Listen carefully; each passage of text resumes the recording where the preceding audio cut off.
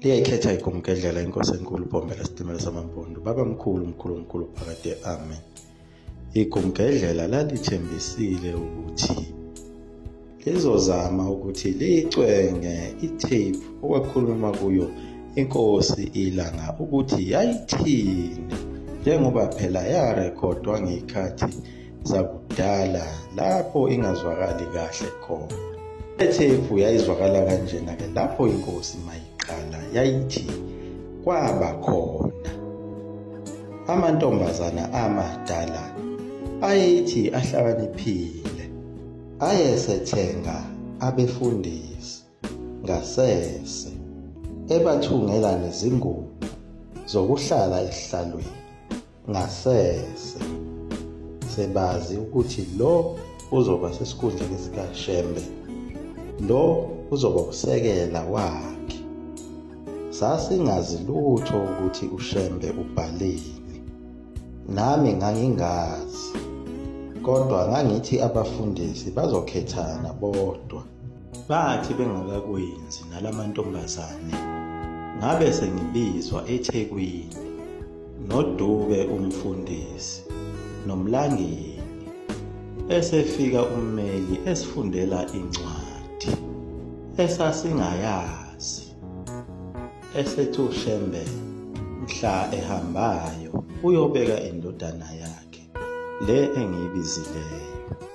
Base bethuka uMlangeni, yebo na wakubhala phansi wakusayina. Nami ngethuka ngathi hayi, ingani mina ngifundisa abantwana, ngizakwenza kanjani ukuphatha abantu? Wathi umlungu, asazi, ngibona ukuthi kuzofanele uyeke ukufundisa. Ngabe sengiyabuya-ke. Waba eseza umlungu ekuphakameni ngoJuni, wabe sethi nangu uzoqhubeka nemisebenzi kaShembe, uzohlala esihlalweni aqhubeke nemisebenzi kaShembe yonke. Ngangingakwazi ukushumayela, ngingakwazi ukuphatha abantu, ngangisayingane kakhulu, ngangikwazi ukuphatha abantwana. Kwaphela iy'nsukwana nje umlungu ekhulumile lokhu ayekhulumile. Abefundisi bayahlukana phakathi, bathi kungenzekala kanjani lokhu sikhona singabefundisi siphathwe umfana omncane, kungenzeka kanjani? Bayiqhuba leyo ndaba. Kwaphela iy'nsukwana, angiyazi yaphelelaphi. Ngazo lezo nsukwana basebethumela omunye wabo, bathi sifuna ukukugcoba ube ngumfundisi, sifuna ukukubeka sikugcobe. Ngathi mina cha, ngisazocabanga, ngizobuye nginiphendule. Kwathi ngelinye ilanga ngaphupha ubaba, wathi ungavumi bekugcobe.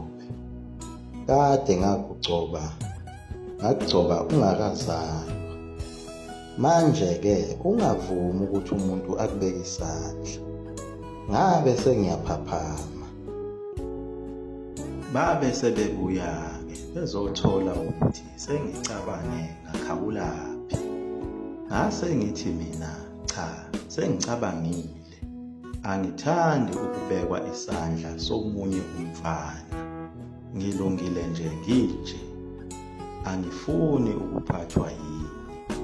Nangobala nje angikaze ngiholwe omunye umfana. Base beyayeka, selokhu ngazalwa angikaze ngenziwe lutho, ngabhabhadiswa kuphela, kodwa angizalwanga njengezinye izingane. Kwathi ngempi yamabhunu ubaba wayesebenza eplazini eyinduna yabantu. Wathi mayebuka elangeni wabona into yehla ezulwini, iboshwe ngendwangu, ilengiswe ngezintambo ezine. Yehla lento yeza kuye, wayamukela, wayeseyivula phakathi wayesethola umntwana womfana. Lakhuluma izwi lathi, "Uyabona lo mntwana, wayengakabi umfundisi, engakabi umshumayeli, wayeseqalile ukusonta." Lathi izwi, "Uyambona lo mntwana?" Wathi, "Yebo, ngiyambona." Lathi, "Uzomthola kumkakho omncane. Ukumphatha kahle, ungamfundisi imikhuba emibi, uyakusebenza ngaye." Wayesehamba-ke waya kuye. Kwashaya isikhathi ngazalwa. Mzukwana ngizalwayo, ubaba wayekhona ekhaya. Ngathi ngizalwa wayesengithatha eyongibhabhadisa kusebusika kumakhaza. Ngakhula-ke ngingayazi le ndawo.